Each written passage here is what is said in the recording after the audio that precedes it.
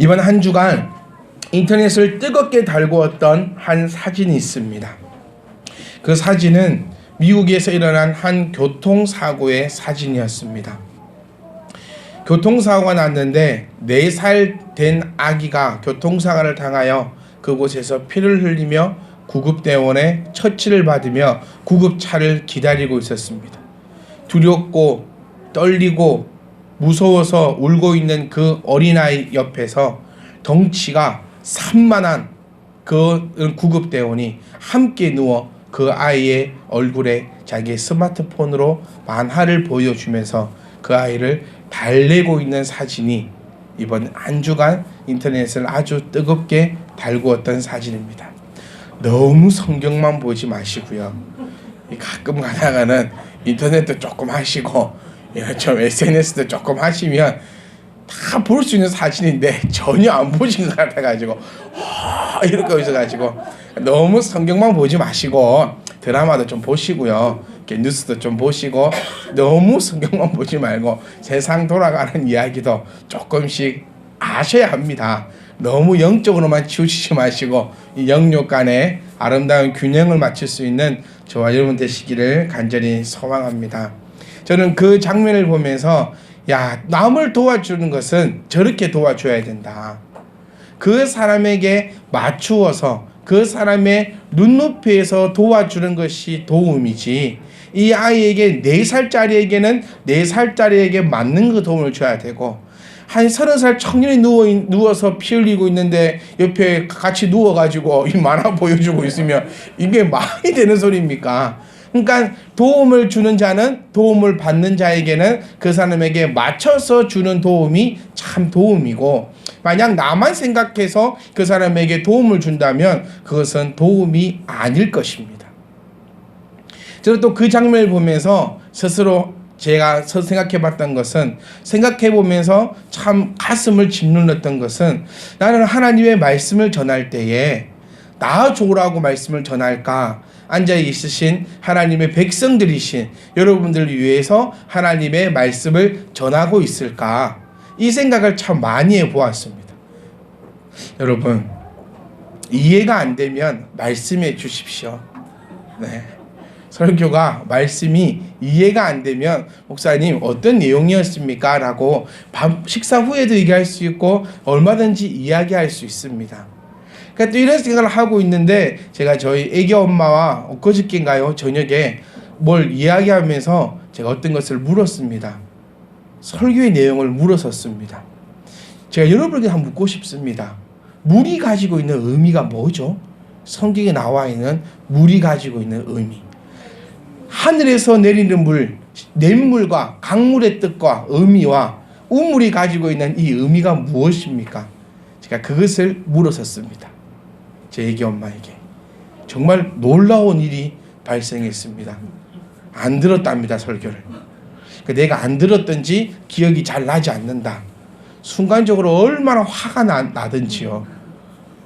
이랬군요. CTS인가 기독교 방송을 보고 같이 보고 있는데 한 목사님이 말도 안 되는 설교를 하고 있어서 그때 나왔던 말이 이 우물이었습니다. 그래서 이게 의미하는 바가 무엇인가를 물었더니 대답하지 못하는 걸 보며 순간적으로 화가 치솟아 올랐다가 내가 얼마나 말씀을 못 전했으면, 알아듣게 내가 전하지를 못 들었으면 일반 평신도도 아니고 사모가 기억을 못하고 있을까. 이것은 네 잘못이 아니고 내 잘못이구나. 그렇지만 열은 솟구쳐 오르고 있던 저의 모습을 바라보면서 사랑하는 성도 여러분, 오늘도 하나님의 말씀이 여러분 귀에 제발 들릴 수 있기를 간절히 소망합니다. 저도 최선을 다해서 여러분의 눈높이에 맞춰가지고 말씀을 전하도록 밤새 연구하겠습니다. 그러니까 여러분들도 수준을 항상 내 사람에 있으려고 하지 마시고요. 함께 성장하시면서 혹은 이해 안 가셨으면 진짜로 말씀해 주시고, 또 너무 어려우면 또 말씀해 주시면 제가 여러분의 귀에 들리게끔 말씀을 준비토록 하고 욕심내지 않겠습니다. 저도 오늘 1절부터 3절까지 말씀을 전하려고 하면 3시간 이상 걸립니다. 그랬더니 아침에 한 청년이 얘기합니다. 목사님, 시리즈로 하십시오. 뭐 한다고 3시간씩이나 하겠습니까? 시리즈로 하십시오. 시리즈로 하랍니다. 그러니까 욕심내지 않고 저도 여러분들이 알아들을 수 있도록 여러분의 눈높이에 맞추어 저만 신나는 그런 말씀의 시간이 아니라 여러분이 신날 수 있는 그런 말씀의 시간이 될 수 있기를 간절히 소망하오니 여러분들도 길을 쭉 여시고 얼마나 앞에 선자가 말씀 가지고 끙끙댔을까, 어떻게 알아듣게 할 수 있을까라는 그 심정을 가지시고 말씀에 귀를 기울이시사 들려야 설교입니다. 이 점을 기억하시고 아무리 좋은 것이라도 들려야 설교입니다. 저는 이 말씀을 준비하면서 예수님의 심정을 한번 떠올려 봤습니다. 사복음서를 한번 보십시오. 우리 주님께서는 다 비유하시어 말씀하십니다. 얼마나 답답했을까요? 제가 느끼는 답답함이 아마 10억만 배는 더 넘을 만큼의 답답함일 겁니다. 하지만 주님께서는 알아듣게끔 설교하셨고 들려야 설교라는 것을 우리 주님께서 보여주신 것처럼 저도 들려야 설교임을 기억하면서 여러분 귀에 하나님 말씀이 들리기를 간절히 소망합니다. 여러분 들으십시오. 들려야 설교입니다. 이 시간에 아무리 명강사, 아무리 훌륭한 목사, 주님이 오셔서 말씀을 전한다 할지라도 여러분 귀에 들리지 않으면 아마 그 말씀은 아무런 나에게 역사함이 일어나지 않는 설교일 겁니다. 설교자가 가장 은혜 받을 때가 언제인지 아십니까? 정말 어려운 용어 사용했을 때. 나 준비 많이 했구나. 나 이 정도의 지식을 가지고 있구나. 야, 이 설교 듣는 성도들이 목사님을 보면서 얼마나 유식하다 생각할까? 혼자 흐뭇해질 수 있습니다. 저는 그 생각 싹 버리겠습니다. 정말 낮은 자의 자리에서 여러분이 들릴 수 있도록 말씀을 증거하고자 하오니 함께 은혜 충만할 수 있기를 간절히 소망합니다. 자, 오늘 우리가 지금 보고 있는 본문에는 세례 요한이 등장합니다. 자, 세례 요한 우리 다 알고 있습니다. 자, 세례 요한은 우리 말씀을 보시면 1절 말씀 보면 세례 요한이 이르되 유대 광야에서 전파했다라고 되어 있습니다. 여러분 한 번이라도 생각해 본 적이 있습니까? 진짜 세례 요한이 광야에서 말씀을 전했을까? 한 번이라도 생각해 보신 적이 있습니까? 한번 생각해 보면 세례 요한은 유대 광야에서 설교하지 않습니다. 광야에서 설교하면 누가 듣습니까? 광야에는 사람이 있습니까? 없습니까? 없습니다. 사람이 없는 곳이 광야입니다. 그런데 분명히 3장 1절 말씀에는 세례 요한이 이르러 유대 광야에서 전파하여 말하되라고 얘기하고 있고 3절 말씀에 광야에 외치는 자의 소리가 있다라고 이야기합니다. 여러분, 세례 요한은 광야에서 설교하지 않았습니다. 그리고 여기서 말하는 광야가 무엇인가? 우리 사실 여러분 다 느낌이 오셔야 합니다. 광야는 하나님을 만나는 장소입니다. 즉 하나님이 계시는 곳이 바로 광야입니다. 다시 말하면 지금부터 3장 1절부터 선포되는 이 세례 요한의 이야기는 하나님의 말씀이다라는 것을 유대인의 방식으로 마태가 표현해 놓은 것이라는 겁니다. 문자적 그대로 세례 요한이 광야에 서서 정말 미친 사람처럼 아무도 없는 허벌판을 향해서 저에게 알아 천국이 가까웠느니라 라고 이야기하고 있는 것이 아니라 지금 마태는 세례 요한이 과연 누구인가를 우리에게 독자들에게 정확하게 이야기해 주고 있는데 마태복음은 누구를 위해서 쓰여졌다 했죠? 마태복음은 그래요. 제가 눈높이를 맞추겠습니다. 자, 마태복음은 누구를 위해 쓰여졌냐면 1차적으로 우리를 위해 쓰여진 것이 아닙니다. 마태복음은 예수 그리스도를 믿고 있는 혹 믿을까 하고 있는 유대인들을 향해서 쓰여진 책이 마태복음이라고 말씀드렸어요. 그래서 마태복음 1장부터 뭐가 나온다? 족보가 나오고 있다는 겁니다. 우리를 향해 쓰였다면 족보 얘기하지 않아도 됩니다. 사복음서 어디에도 더 이상 족보는 이렇게 자세한 족보는 등장하지 않습니다. 12대 를 끊어서 족보를 설명해 주고 있는 것처럼 마태복음은 유대인들을 향해서 쓰여진 책이라는 겁니다. 유대인들을 향해서 쓰여진 책에는 유대인들의 화법과 유대인들의 문법과 유대인들의 사상과 유대인들이 딱 봤을 때 라고 얘기할 수 있는 그 언어가 들어있는 것이 바로 마태복음이라는 것입니다. 우리를 향해 쓰여졌다면 아마도 이렇게 쓰여졌겠지요. 세례 요한이 지금 하나님의 사람인데 하나님의 사람으로서 하나님의 말씀을 지금 많은 사람들이 모여있는 들판이나 그런 곳에서 하나님의 말씀을 전하고 있습니다라고 적혀 있으면 우리는 훨씬 더 이해하기가 편리할 것입니다. 근데 유대인들에게는 이런 말 필요 없습니다. 하나님의 말씀이 어쩌고저쩌고 이런 말 필요 없습니다. 그냥 광야 한마디면 끝난다는 겁니다. 여러분 기억나시지요? 광야 기억나시지요? 자, 그래서 세례 요한을 계속해서 마태는 언급해 줄 때 광야라는 의미를 부각시키는 것도, 또 그의 의복을 부각시키는 것도, 또 그의 먹거리를 부각시키는 것도, 메뚜기와 석청이라든지 그는 옷을 한 벌밖에 안 갖고 있다라든지 이런 것을 부각시키는 것도 세례 요한이 하나님과 완벽하게 동행을 하고 있는 선지자임을 마태는 유대인들의 언어로 비유적으로 직접적으로 가르쳐주고 있는 것이 바로 광야에서 외치는 자가 있다. 그리고 그는 한 벌의 옷을 가지고 있으며 그의 음식은 메뚜기와 석청, 즉 만나를 의미하며 그가 먹고 마시는 것 또한 하나님께서 친히 공급한, 세례 요한은 틀림없는, 두발할 필요 없는 하나님의 사람이요 하나님의 선지자요. 그의 입에서 나오는 그 말은 모든 것이 하나님의 말씀이다라는 것을 일깨워주는 그 단어 하나가 세례 요한이 이르러 유대 광야에서 전파하였다라는 그 단어라는 것을 우리가 알고 있으셔야지만 이 3장 1절부터 3절의 말씀이 이제부터 우리에게 이해가 되어지고 우리에게 또 말씀이 내 귀에 들려질 수 있을 것입니다. 다시 한번 제가 읽어드립니다. 그때 세례 요한이 이르러 유대 광야에서 전파하여 말하되. 다시 말하면 세례 요한은 하나님의 사람이다. 세례 요한의 입을 통하여 선포되는 말씀은 모든 것이 하나님의 말씀이다 라는 것을 의미해 주고 있습니다. 자, 사랑하는 성도 여러분, 우연은 없습니다. 우연은 없습니다. 제주도에 가면요, 삼성혈이라는 곳이 있습니다. 제주 시내에 있는 삼성혈이 있고 그 앞에는 국수거리가 있어서 삼성혈보다는 요즘에 국수거리가 더 유명해진 그 거리가 하나 있습니다.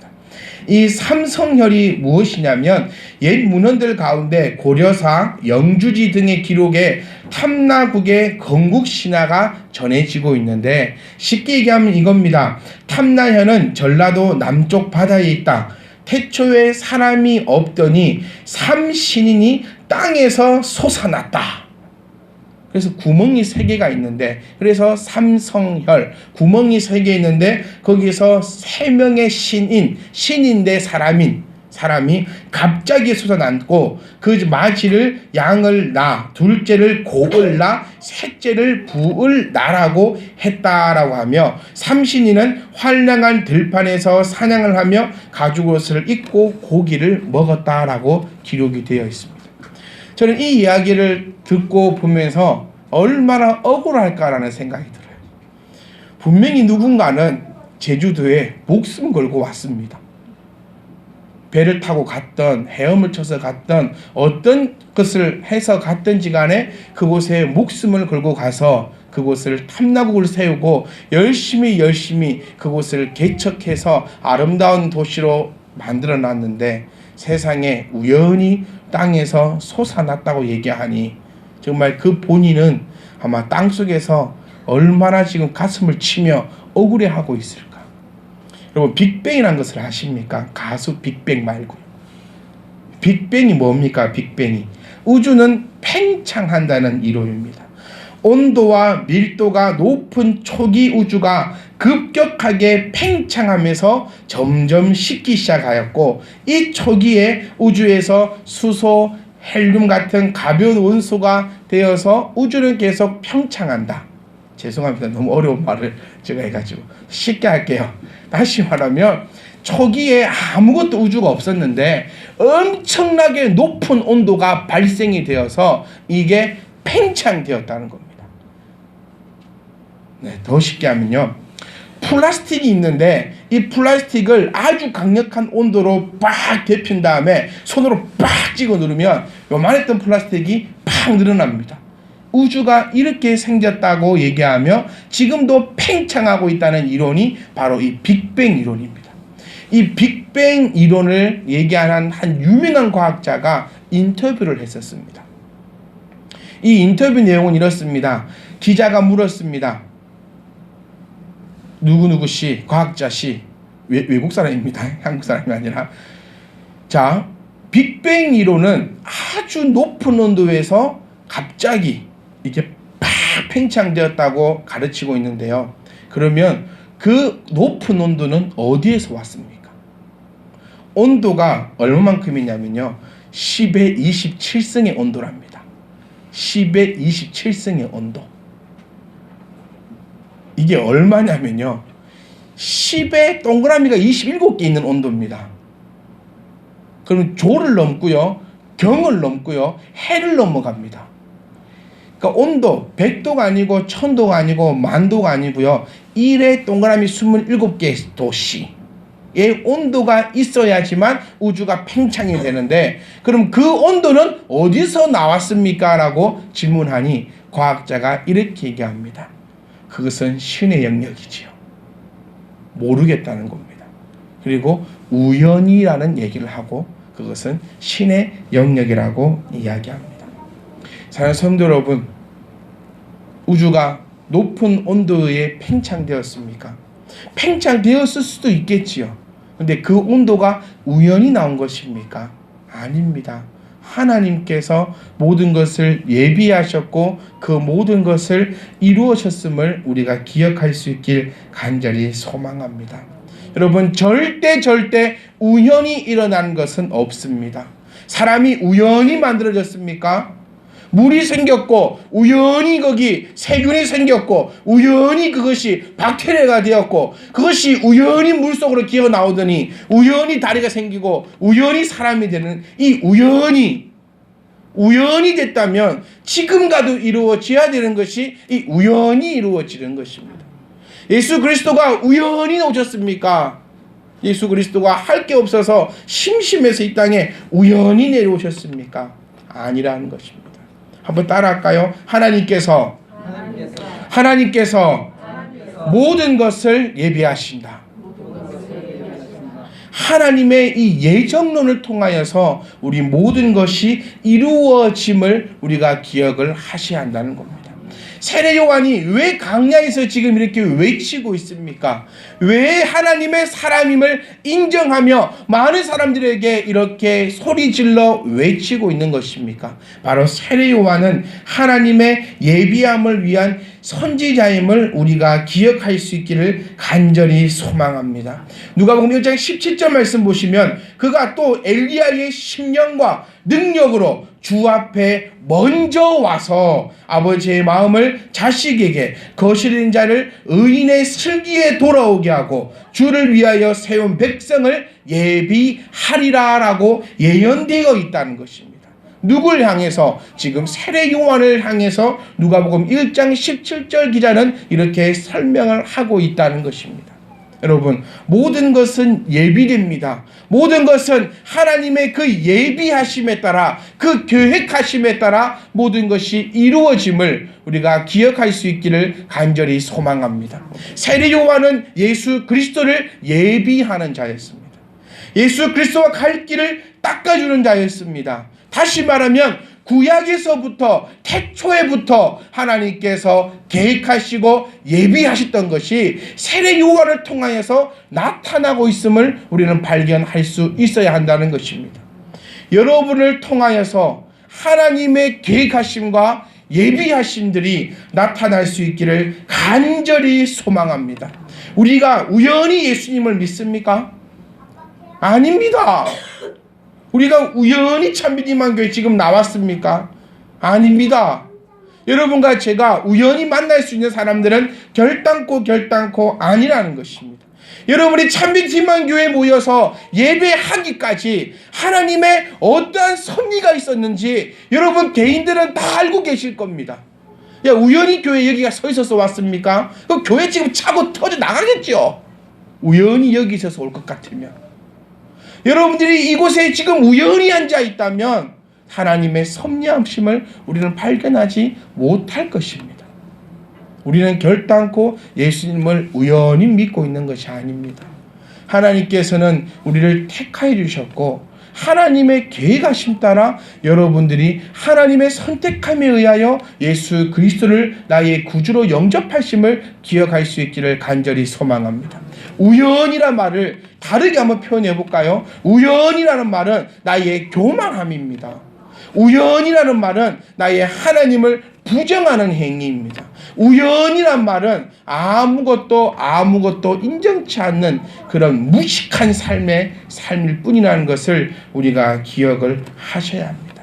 여러분, 우리가 지금 이 자리에 모여서 하나님의 말씀을 들으며 하나님을 함께 섬기고 하나님 말씀 가운데 순종하는 이 모든 것이 하나님의 계획하심과 예비하심을 기억할 수 있기를 간절히 소망합니다.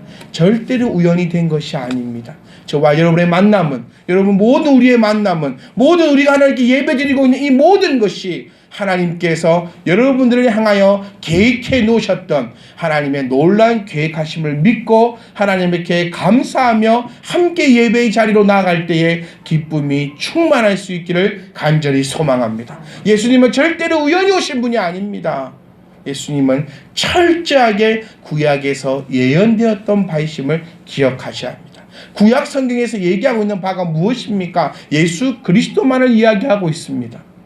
이런 주님께서 우연히 오신 것이 아니라 하나님의 계획하심에 의해 하나님의 섭리하심에 의해 이 땅에 오신 것을 우리가 기억할 수 있기를 간절히 소망합니다. 당시에 예수님은 종교 개혁자 같았습니다. 유대인들의 입장에서 한번 생각해 보면 예수님은 종교 개혁자 같은 사람이었습니다. 예수님이 만들어내신 것이 많습니다. 천국, 구약에는 나오지 않는 단어입니다. 천국이라는 단어가 예수님 시대 때 나오게 됩니다. 하나님 아버지 하나님을 감히 아버지라 부르는 자가 있지 않았습니다. 하나님을 내 입에도 담아둘 수 없는 거룩한 이름이었지 하나님을 감히 아버지라 부르는 자는 없었다는 것입니다. 그 율법을 행하지 않았습니다. 오히려 율법을 거스리는 자였습니다. 율법을 완성시키는 자였습니다.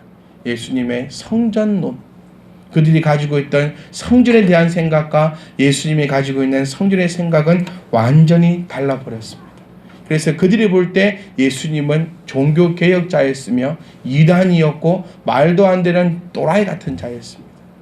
이것이 왜 이렇게 만들었습니까? 그들은 하나님의 예비하심을 믿지 못하셨기 때문입니다.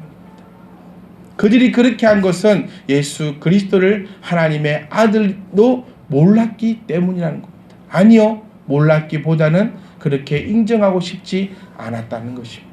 사실은 누굽니까? 예비된 것을 이루신 분이 예수 그리스도십니다. 하나님의 예비된 음성을 들을 수 있기를 간절히 소망합니다. 하나님께서는 갑자기 벌하지 않으십니다. 선지자를 통하여 하나님의 말씀을 계속해서 선포하셨습니다. 또 주변 환경과 여건들을 통하여 하나님께서는 계속해서 예비하셨습니다. 그런데 우리는 갑자기 벌 받는다라고 생각하십니까? 아닙니다. 시편 말씀을 보십시오. 사람이 회개하지 아니하면 그가 그의 칼을 가지며 그의 활을 이미 당겨 뭐하고 계시다? 예비하고 계시다는 겁니다. 하나님께 벌 받습니까? 갑자기 온 우연의 벌이 아닙니다.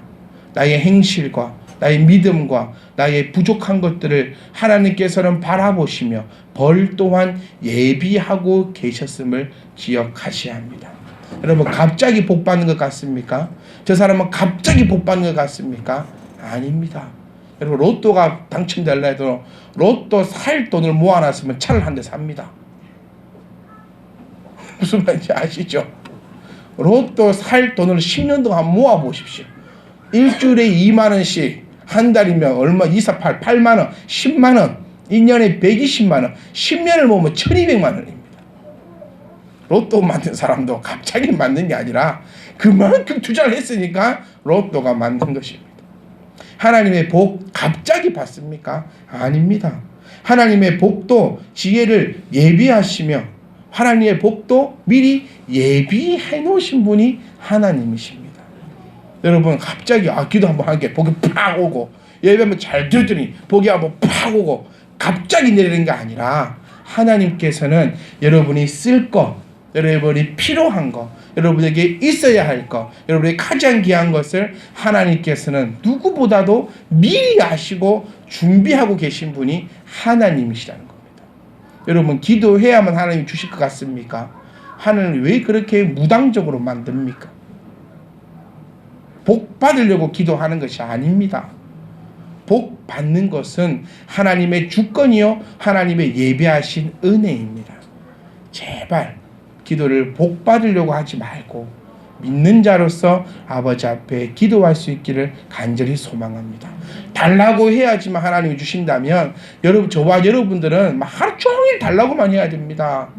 네, 이것도 다 해줘야 되고 이것도 주셔야 되고 저것도 주셔야 되고. 근데 달라고 한 데에서 주시는 분 아니고, 안 달라고 해서 안 주시는 분 아니고, 하나님께서는 미리 우리가 필요한 바를 우리에게 예비하셨으니 하나님 앞에 예배함을 통하여 기도함을 통하여 하나님의 그 예비하심을 받아갈 수 있는 저와 여러분이 될 수 있기를 간절히 소망합니다. 구원이 우연히 이루어집니까? 아닙니다. 하나님께서 말씀하십니다. 너희는 말세에 나타내기로 예비하신 구원을 얻기 위하여 믿음으로 말미암아 하나님의 능력하심으로 보호하심을 받았다. 구원도 뭐 되어 있다? 예비되어 있다는 것입니다. 여러분, 기억하십시다. 저와 여러분의 모든 것은 하나님의 예비하심으로 이루어져 가고 있다는 것입니다. 천국 또한 마찬가지입니다. 갑자기 나타나는 것이 아니라, 갑자기 생겨나는 것이 아니라, 나의 행위를 통하여 천국에 가고 못 가고의 결정이 되는 것이 아니라 하나님께서 미리 예비하셨음을 여러분 기억할 수 있기를 간절히 소망합니다. 여러분, 하나님의 이 예비된 이 음성을 왜 듣지 못하는 줄 아십니까? 이스라엘 백성들을 기억하십시오. 왜 예수를 그리스도라 인정하지 못합니까? 그들의 생각과 다르기 때문입니다. 나는 복을 원했는데 하나님 나에게 벌을 주시니 하나님의 예비하심을 인정치 않는 것입니다. 나는 쪽 바로 가기를 원했는데 하나님을 돌아가라 하니 내가 하나님 예비하심을 인정치 못하고 쪽 바로 가다가 끊겨진 길에서 추락하는 것이 우리들입니다. 나는 돌아가고 싶은데 하나님이 쪽 바로 가라 하니까 나는 풍경 보며 돌아가고 싶다고 돌아가다가 평생을 돌고 있는 것이 우리의 인생들이라는 것입니다. 이 시간 선포된 말씀이 여러분들에게 예비된 하나님의 음성이길 간절히 소망합니다. 회개치 아니하여 내가 하나님 앞에 죄 중에 있어 하나님이 화를 당기어 예비해 놓고 있다면 오늘 이 말씀을 통하여 내가 벌받을 예비함을 벗어버릴 수 있기를 간절히 소망합니다. 하나님께서 나를 위하여 하나님의 크신 사랑과 은혜로 아름다운 것들을 예비하셨다면 그 예비함을 받아 가실 수 있는 그런 복된 시간 될 수 있기를 간절히 소망합니다. 여러분, 기억하십시오. 하나님의 일에는 하나님의 예비하심 따라 우리에게 신호가 주어진다는 겁니다. 예수 그리스도가 나타나기 전에 하나님의 예비하심을 통하여 세례 요한을 통해 예수가 그리스도임을 먼저 선포했던 것을 기억하십시오. 이스라엘 백성들이 멸절을 당하기 전에 하나님께서는 선지자를 통하여 하나님의 예비된 계획을 미리 이야기해 줬음을 기억할 수 있기를 간절히 소망합니다. 우리는 하나님의 그 예비함 속에서 움직입니다. 하나님의 그 예비함 가운데서 나아갑니다. 사랑하는 성도 여러분, 말씀을 통하여 하나님의 음성을 들을 수 있는 귀하고 복된 시간이셨기를 부탁드립니다.